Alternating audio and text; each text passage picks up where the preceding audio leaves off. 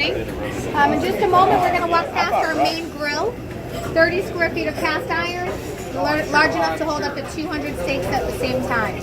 We do use an all-natural hardwood charcoal as a fuel source. If I can have you all put down just a tad bit more. You may take photos throughout the kitchen if you'd like. Feel free to take photos. They do ask for no videos, but photos take away. Follow me this way. All right.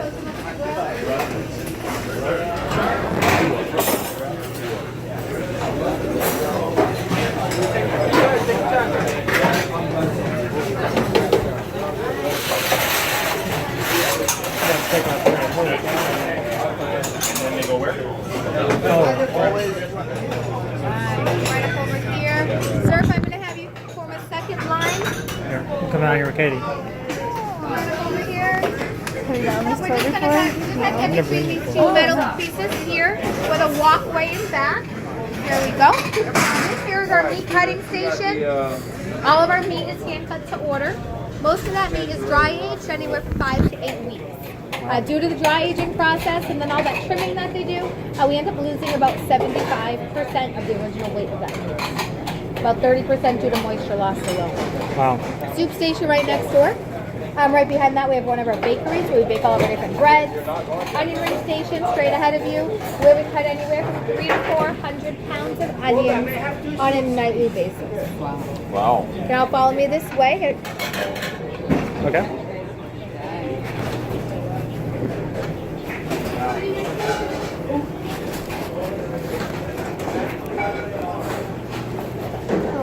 Wagyu, watch side. Salad station along the wall here.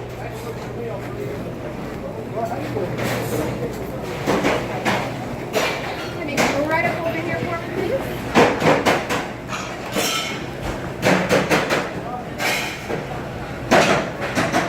Actually, squeeze in.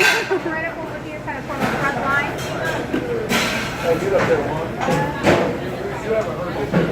Come right up over here in the front line here. Perfect. We just walked by our salad station. So 5 ladies working at that salad station this evening, cutting and prepping salads. We do try to get as many seasonal items from our organic farm as possible. Farm is about 50 miles away. I was just here this morning harvesting and weeding. Fun time. Straight ahead of you is our service well. They make all the cocktails, pour all the wine for all the dining rooms. So everything's executed right here through the kitchen. This big block of steel right behind you here, that's our spice grinding room where we grind up most of our spices. That block of steel, as well as about 90% of the stainless steel you see throughout the kitchen, custom made for us at our fabrication center, which is just a few blocks away. 1956. Wow. Can you tell us a little bit about the process? The process is about a 2, sometimes 3-year training process to become a server. You start off in the kitchen. I've been in this kitchen here for a little over 13 months. Okay. Doing chores, vegetating plates, running food out, doing dish cards, restocking the entire kitchen with plates, trays, water glasses. At the end of the night, we wipe down the entire kitchen with all the stainless steel, restock the entire kitchen, we mop the floors. We're typically out of here by about between 2 and 3 o'clock. After the kitchen training, we move up to the dessert room. Minimum 5 weeks upstairs, training in the dessert room, learning their cocktails, their desserts. Come back down here, you work in the bar for a few days, learning the cocktails down here, wine cellar for a few days, and you serve, we call them captains. There's 5 captains and captains for each dining room. They have gold tie. They've all been here for minimum 25 years. You serve each of them for 2 weeks. We are taking over their station until they all agree and we're ready to serve. And then at that point, and then you're in a burgundy tie for about 1 to 3 years. And then there's a test you guys take and open and like you sit with all the managers and full tie. And you have to pass that tie in order to the silver tie, which is the majority of the servers here. So you were at the farm in Canada? 9:30. Yeah. 9:30. We bought eggplant, eggplant, broccoli, collard greens, mustard greens, for years. Then we had a weed Yeah, it's fun. You guys raise the cattle too? We actually get our cattle, we get roughly about 7,000 pounds delivered to us weekly from Omaha. Okay. I thought that dry. Somebody's gonna be working hard and not keep all that stuff free. Well, that's why we went to harvest this morning to kind of get some of that. So y'all can follow me this way. I'm gonna lead you over to the little wine stores. I'll give you the wine stores. Wow. Pretty good price. What if we had to do this for a mortgage? Oh, it's got silver tile on. Here. So the silver tile's good, right? Silver toes. They're all good. Yeah, no, That's but just that's a majority. So the burgundy tie is just like really getting out of the service program. And like I said, it's anywhere from a year to 3 years. And then the gold ties are the captains of each ring. Okay. So there's 5 of them right now. But yeah, 95% are silver ties. Male silver ties. To push down just a tad bit over here. Whatever. He's a gold tie. He's a gold tie. He's a captain. Thank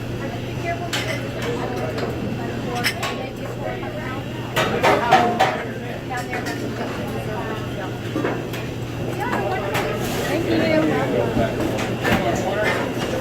Somebody come and get us? Or? Go to the back of the line here. Watch out. Here it comes. What'd you think about today? In the kitchen's not the time to talk about it.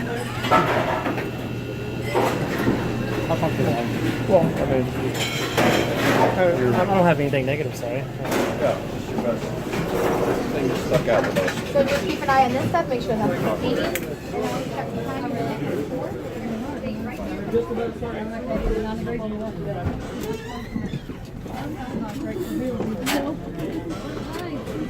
What's that? Oh, wow.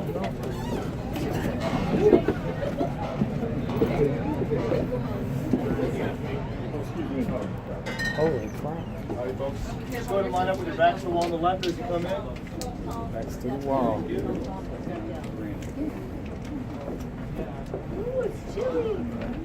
Get the dust on his bars. Yep. So when zombies come, this is where Because the older the wine, the better. All right, how's everybody doing? You don't have the brown wine. lock the door. First time here today? Yeah. All right, well, welcome, guys. My name is Anthony. I'm going to be your wine steward tonight. We actually have the largest private collection of wine in the world. So in the cellar around us, we have about 100 to 120,000 bottles. However, this is only 10 to 15% of the collection. There's a warehouse nearby where we keep upwards of 500,000. The total number is going to be somewhere in the ballpark of over 600,000. So a little area we just came through, that service bar has our reds by the glass behind it. There's about 100 of those. Over here to my left, we keep our whites by the glass. There's about another 80 of those or so. Sherrys are here, Madeiras are here, and the ports we keep upstairs. Our by the glass collection dates all the way back to our 1900 Madeira, which is right over here. So a pour of this will run $150, and that's for a 1.5 ounce shot. Just the top part of this right here. Wait, whoa, what you say, bro? Is that Just say the top part of that's yeah, $150. $150. $150. $150, yes, sir. Interesting. Pretty good stuff. I think we can all do one. Yeah. One, you want to? Shots all around. That's a birthday. That ain't even a birthday. That's like, You got it? come on. You got it? That's like, I'll never forget when Chris Brundage, that guy you in Memphis, he Yeah, bought us all yeah. Louis trays, $350 a shot. Oh. oh, which one? He's not the real troll guy. And he's a heavyset guy that we. Yeah.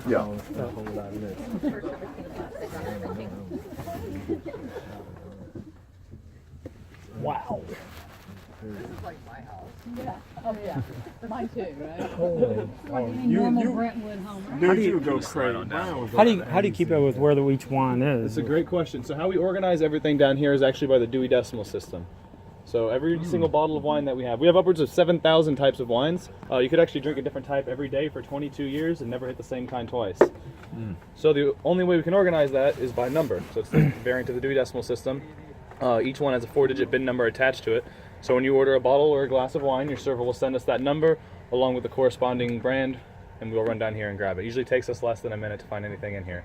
Wow. Only longer if we have to climb up one of these 40-year-old wooden ladders we keep down here that like to shake a lot when you get on them. It's always fun. So that means you want some new ladders, right, bro? I would love some new ladders, but you know, I'm not in charge of the whole ladder situation, but it is what it is. If you guys want to feel the wall behind you, I know it looks rocky. It's pretty soft to the touch.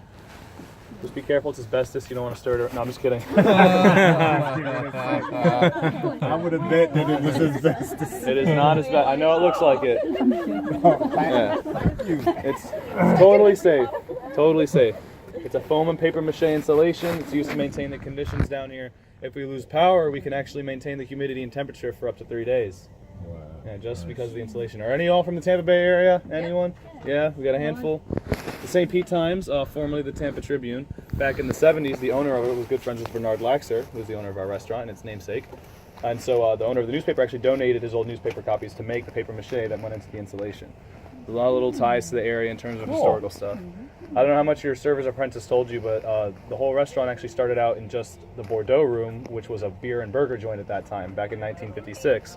And then Bernard Laxer pretty much bought out the entire strip mall and turned it into what it is now. This used to be a grocery store that we're standing in right now. Wow. Are you guys all heading up to the dessert room after this? Yeah. All right. If you want, I can go ahead and lead the way back up there towards the warmer weather. Chilly down here. You ladies go ahead. Don't worry about it. All right, come on through. Yep, we're going out. Thank you. Remember to watch your step on the way down. It's pretty steep here. It starts going down. Look at that right there. Down. Yeah. Serious bottle there. I have my purse. Yeah, the one in the back left out of the three is the $30,000 bottle. That's the most expensive one. And then Most. the one in the very front, the Penfolds Grange, that's the one that's made for this decanter right here. Gotcha. So which one's the $30,000 bottle? The top left out of the three, the most elevated Okay. in the back. That's the only one of its kind for sale in the world. It's a double magnum of 1947 Chateau Latour. And then this one's a 2012 Penfolds Grange with 6 liters, so it's an imperial. As I said, it's matched with this decanter right here. There's only 5 pairs of them in the whole world. So Wow. it's Wow. pretty special for us. That's cool. Have a good night, guys. Thank you. You Yeah, too. good night.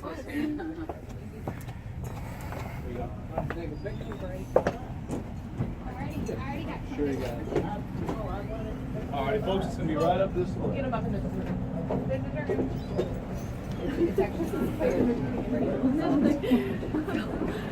Wow.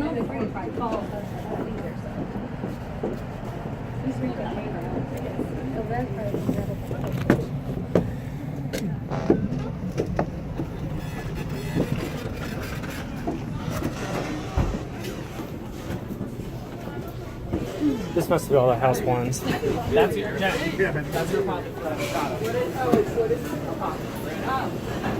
So all the drinks are made back here, so they don't have a bar.